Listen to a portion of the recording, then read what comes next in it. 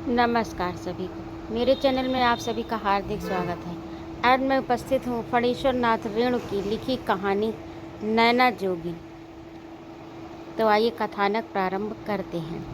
रत्नी ने मुझे देखा तो घुटने से ऊपर खोसी हुई साड़ी को कोचा की तरह जल्दी से नीचे गिरा लिया।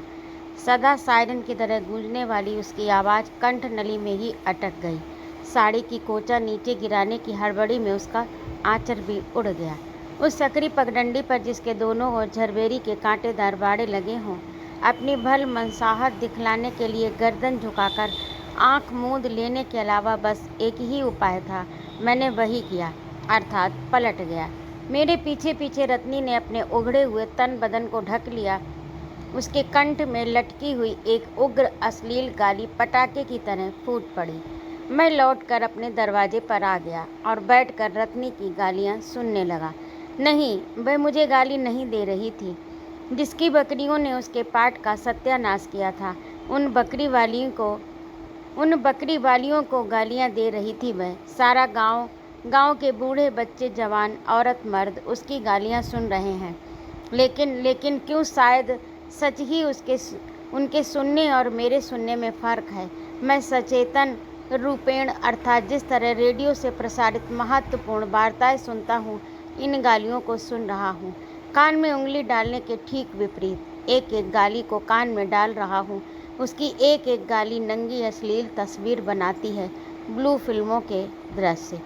उदाहरण देकर थाना, पुलिस, अदालत, फौजदारी को न्योतना नहीं चाहता, रमेशर की मां ने टोका। शायद गांव भर की बकरी वालियों को सार्वजनिक गालियां दागने के बाद रत्नी ने रमेशर की मां के प्रजा स्थान को लक्ष्य करके एक महास्थूल गाली दी। रमेशर की मां ने टोका, पहले खेत में चलकर देखो, एक भी पत्ती जो कहीं चरी हो। रत्नी अब तक इसी टोक की प्रतीक्षा में थी। शायद अब उसकी बोली लयबद्ध हो गई। वह प्रत्येक शब्द पर विशेष बल देकर एक हाथ और अंगुलियों से भाव बतलाकर कहने लगी, वह पाट के खेत में जाकर क्या देखेगी? अपना।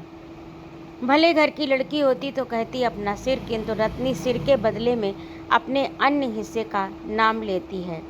इसके बाद वह बहुत देर तक रत्नी की बातें सुनता रहा, लेकिन उन्हें लिख नहीं सकता, वारंट का डर है।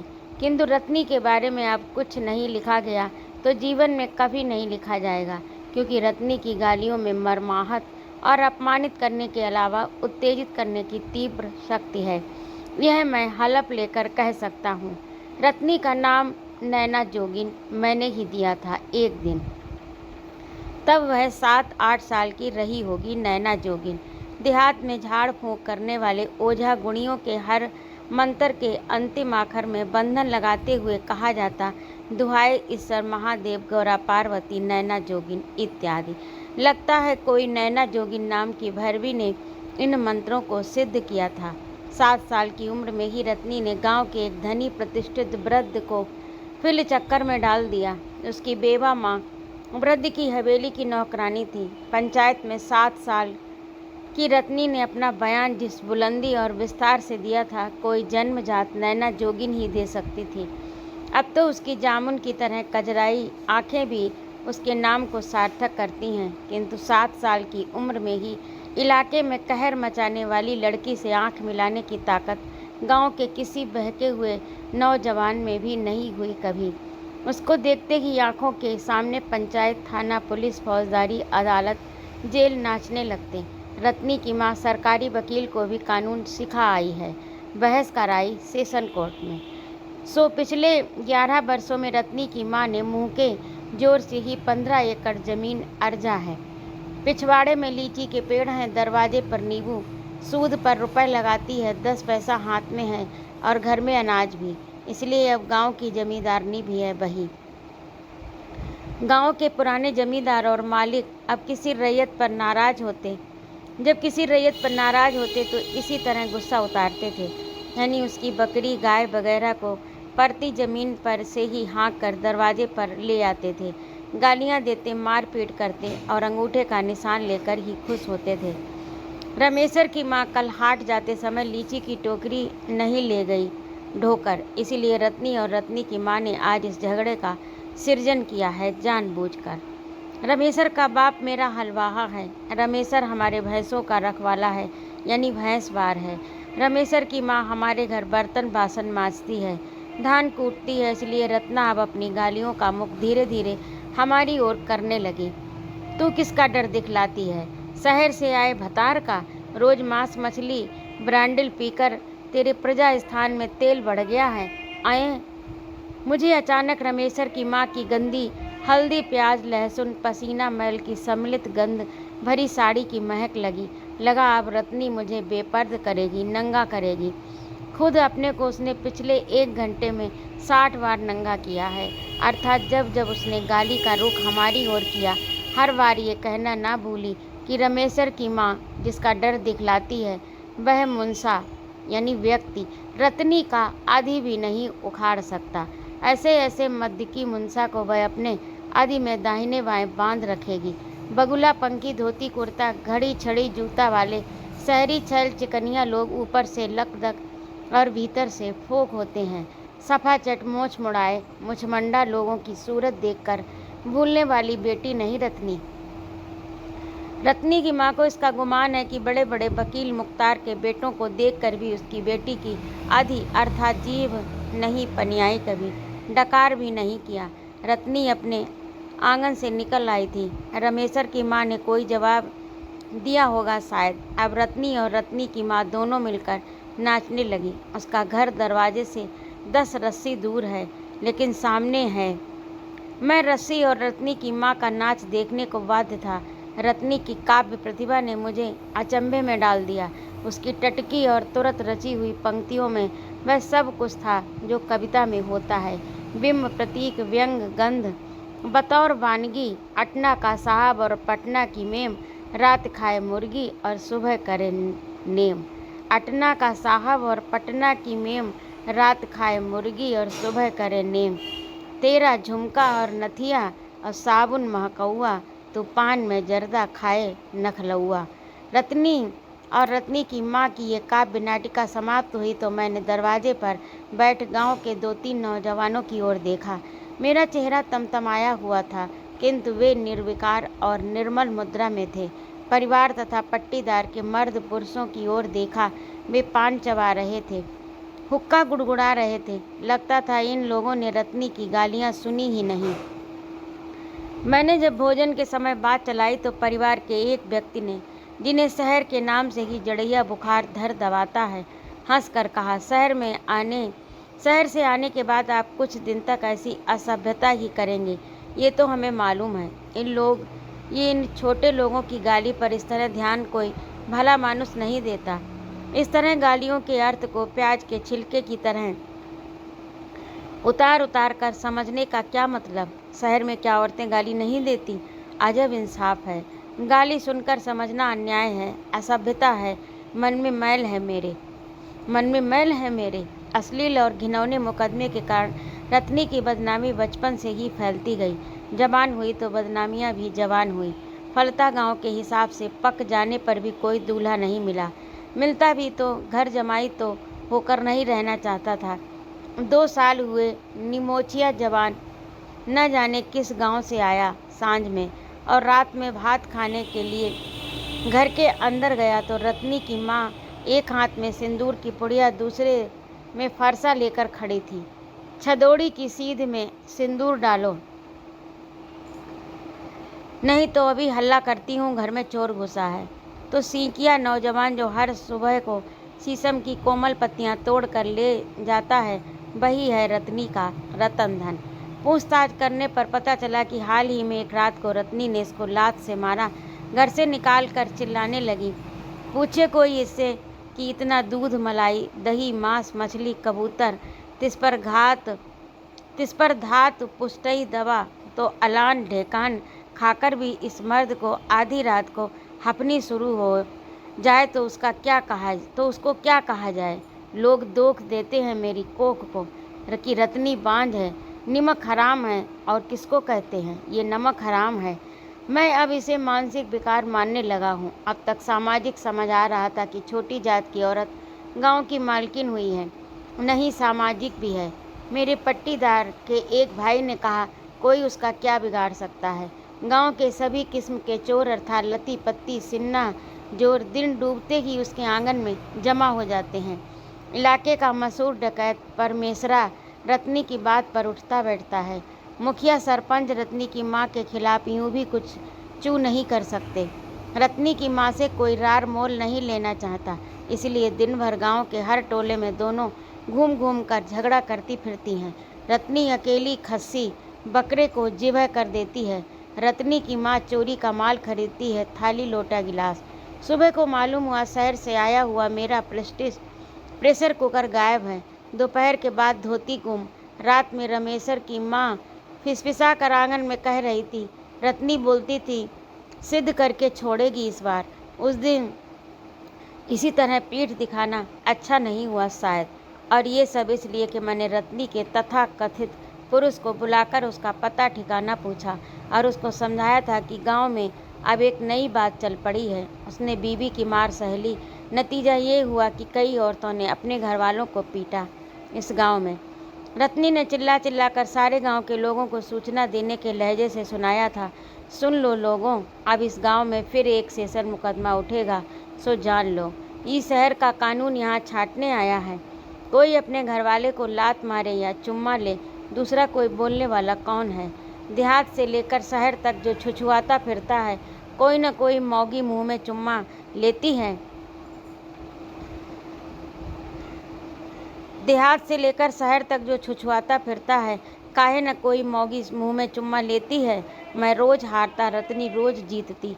मुझे स्वजनों ने सतर्क किया, सांझ होने के पहले ही मैदान से घर लौट आया करूं। किसी ने शहर लौट जाने की सलाह दी। मुझे लगता है रोज ताल ठोक कर एक नंगी औरत पहलवान मुझे चुनौती देती है, थप्पड़ घूंसे चलाती है। भागूंगा तो गांव की सीमा के बाहर तक पीछे पीछे फटा कनस्तर पीटती और बकरे की तरह बो बो करती जाएगी। गांव भर के लोग तालियां बजाकर हंसेंगे। मुझे हथियार डाल देना चाहिए। एक औरत सो भी ऐसी औरत से टकराना बुद्धिमानी नहीं। एक सप्ताह तक चोरी चपाटी करवाने के बाद एक नया उत्पात शुरू हुआ। रात भर हमारे दरवाजे के आंगन में हड्डियों की बरखा होती रही। नंगी औरत ताल ठोक कर ललकार रही थी, मर्द का बेटा है तो मैदान में आ। मैदान में मुझे उतरना ही पड़ा। रात में नींद खुली। दरवाजे के सामने जो नया बाग हम लोगों ने लगाया, उसमें भैंस का बच्चा घुस गया। शायद मैं धीरे धीरे बाड़े के पास पहुंचा। पट्ट अमलतास के कोमल पत्तों को तोड़कर गुलमोहर की ओर बढ़ते हुए हाथ को मैंने खप्प से पकड़ा। कलम घिसाई के बावजूद पंजे की पकड़ में अब तक खम बचा हुआ था। क्यों? मैंने बहुत धीरे से पूछा। छोड़िए, जवाब भी उसी अंदाज में मिला। क्यों तोड़ा है? क्या मिला? क्यों तोड़ा तो क्या कर लीजिएगा? मैं लोगों को पुकारता हूँ, खुद फंस जाइएगा। हाथ छोड़िए। फंसा के देखो, मैं नहीं डरता हूँ। क्या चाहते हैं आप? मैं जानना चाहता हूँ कि तुम इस तरह मेरे पीछे क्यों पड़ी हो? इस पौधे को क्यों तोड़ा है? वह तो पौधा ही है, जी तो आपको ही तोड़ने को करता है। हाथ छोड़िए। मैंने देखा उसकी कनपटी पर एक सांप का फण नहीं, भाला, बरछे की फली। मैंने हाथ छोड़ दिया। मैं भागी नहीं, खड़ी रही। मुझे चुप और अवाक देखकर बोली, चिल्लाऊं? कोढ़ी डरावे थूक से। रत्नी हंसी। तारों की रोशनी में उसकी हंसी झिलमिलाई। जाइए, थोड़ा ब्रांडिल और चढ़ाइए। तुम नैना जोगिन? हाँ, नैना जोगिन ही हूँ। तब माधो बाबू। अब रत्नी करीब सट आई। मेरा क्या कसूर है जो 12 साल से वनवास दिए हुए हैं आप लोग? उस बूढ़े को करनी का फल चखाया तो क्या बेजा किया? मैं उस समय उसकी पोती की उम्र की थी। सो आप लोगों ने, खासकर आप दोनों भाइयों ने, हम लोगों को रंडी से बदतर कर दिया। आखिर आपके जन्म के दिन रत्नी की माँ ही सौर घर में थी। 5 साल तक आप रत्नी की माँ की गोद और आंचल में रहे। आपकी आंख में जरा भी पानी नहीं। मैं जवान हुई, आप लोगों ने आंख उठाकर कभी देखा नहीं कि आखिर गांव घर की एक लड़की ऐसी जवान हो गई, शादी क्यों नहीं होती? अब इस बार आए हैं तो कभी आपके मन में ये नहीं हुआ कि रत्नी की शादी हुए 2.5 साल हो रहे हैं और रत्नी को कोई बच्चा क्यों नहीं हुआ? अटना पटना, दिल्ली, दरभंगा में आपके इतने डॉक्टरनी हैं, जान पहचान के हैं। आखिर रत्नी के माँ का दूध साल भर तक पिया है आपने। रत्नी की माँ को बहुत दिन तक आपने माँ कहा था, लोगों को याद है। दूध का भी एक कोई संबंध होता है? मैंने कहा, रत्नी, रमेश जग रहा है, मैं कुछ नहीं समझता, तुम जाओ, कोई देख लेगा। देख कर क्या कर लेगा? रत्नी ने बेलाग बेलौ से एक अश्लील बात अंधेरे में आग की तरह उगल दी। देख कर आपका अधी और मेरा अधी उखाड़ लेगा। बोलिए, मैं पापिन हूँ, मैं अछूत हूँ, रंडी हूँ, जो भी हूँ, आपकी हवेली में पली हूँ, तकदीर का फेर माधो बाबू। रत्नी नाम भी आपके ही बाबू का दिया है। आपने उसको बिगाड़ कर नैना जोगिन किया। किस कसूर पर? आप लोगों का क्या बिगाड़ा था रत्नी की माँ ने, जो इस तरह बोल चाल उठ बैठ एकदम बंद कर दी? मैंने धीरे से कहा, ऐसे गांव में अब कोई भला आदमी कैसे रह सकता है? लगा नागिन को ठेस लगी, फुफकार उठी, भला आदमी, भला आदमी, भला आदमी को पूंछ सींग होता है क्या? नहीं होता है ना, इसीलिए पूंछ सींग जानवर, औरत, मर्द, नंगे, बेपर्द, अंधकार, प्रकाश, गुर्राहट, आँखों की चमक, बड़े बड़े नाखून, बिल्ली, सिवा, गृद्धाशया, यूनिश्या, भगनी, भोगनी, महाकुंसा, स्वरूप, छिन्न मस्ता, अट्टहास। अट्टहास सुनकर चौंका। रत्नी कहाँ है? मैं तो साक्षात नील सरस्वती थी। इस बार गांव के आसपास ये खबर बहुत तेजी से फैली कि नैना जोगिन का जोग माधो बाबू पर खूब ठिकाने से लगा है। रमेशर की माँ को एक दिन खोई हुई चीज़ें टोकरी में मिली, घर में ही। रत्नी ने माधो को खूब भेड़ा बनाया है, तो माधो बाबू ने रत्नी का विषदंत उखाड़ दिया। बोले तो एक भी गाली गंदी या अच्छी, बोले तो एक भी गाली गंदी या अच्छी। रत्नी और उसके नामर्द मर्द को मैं अपने साथ शहर लेता आया हूँ। डॉक्टर को अचरज होता है कि मैं रत्नी के लिए इतना चिंतित क्यों हूँ। उन्हें कैसे समझाऊं कि यदि रत्नी को कोई बच्चा नहीं हुआ तो वह मेरे बाग के हर पौधे को तोड़ देगी, गांव के सभी पेड़ पौधे को तोड़ देगी, गांव के सभी लोगों को तोड़ेगी, गांव में हड्डियां बरसाएगी, नंगी नाचेगी, अश्लील गालियां देती हुई सभी को ललकारेगी। वह सांवली सलोनी लंबी स्वरूप पूर्ण यौवना नैना जोगिन जांच पड़ताल के समय जब रत्नी की लंबाई नापी जाती है, वजन लिया जाता है, पेट टटोला जाता है, तो वे मेडिकल कॉलेज की लेडी स्टूडेंट से लेकर डॉक्टर तक हैरत से मुँह बाए रहते हैं। औरत ऐसी। 5 दिन हुए हैं पड़ोस के मल्होत्रा साहब की नौकरानी को 2 दिन में ही वह फ्लैट के नीचे उठाकर फेंकने की धमकी दे चुकी है। शहर की सड़ी हुई गर्मी को रोज़ 5 अश्लील गालियां देती है। उसका घरवाला गांव लौटने को कुनमुनाता है तो वह घुड़क देती है, हाँ, जब आ गई हूँ तो यहाँ हो, चाहे लहरिया सराय, चाहे कलकत्ता, जहाँ से हो, कोख तो भर के ही लौटूंगी। गांव तुमको जाना है तो जाओ, माधो बाबू टिकट कटाकर गाड़ी में बैठा देंगे। मैं किस मुंह से लौटूंगी? खाली? कोई जादू जानती है सचमुच रत्नी, कोई शब्द उसके मुंह में अश्लील नहीं लगता। तो अभी आप सुन रहे थे फणीश्वर नाथ रेणु की लिखी कहानी नैना जोगिन। आपको कैसी लगी कमेंट करके अवश्य बताइएगा। यदि आपको मेरा कहानी सुनाना अच्छा लगा हो तो कृपया मेरे चैनल को सब्सक्राइब अवश्य करें, लाइक और कमेंट करें तथा अपने मित्रों में शेयर भी करें। कृपया मेरे कमेंट बॉक्स में अवश्य लिखिएगा कि अब आप कौन सी कहानी किस लेखक की सुनना चाहते हैं। जय माँ भारती।